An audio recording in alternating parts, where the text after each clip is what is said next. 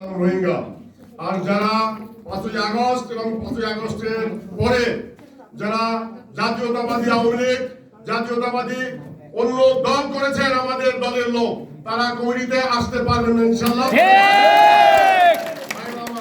আমাদের নেতৃবৃন্দ সব ছাত্র নেতা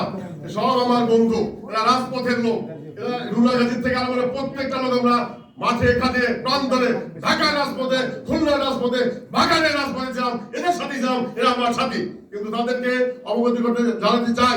আমাদের দলের লোক কিছু লোক যারা পরিধারী এরা বিভিন্ন সময় আওয়ামী লীগের সাথে তারা লিয়াজন করে ব্যবসা বাণিজ্য করেছে এখনো করে এবং আমরা এরা আমাদের বিরুদ্ধে মামলা দিয়েছে 9 তারিখ উপজেলা নির্বাচন গেছে আমাকে বলা হয়েছিল তুমি যদি এলাকায় থাকো তো তোমাকে 5 বছর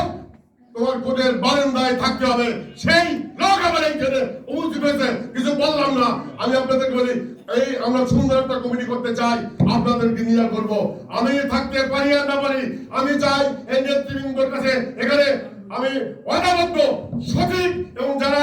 দলের নিবেদিত যারা মাঠে ছিলেন ময়দানে ছিলেন জেল করেছেন কিন্তু তারাই সামনে সারিতে আসবেন ইনশাআল্লাহ যারা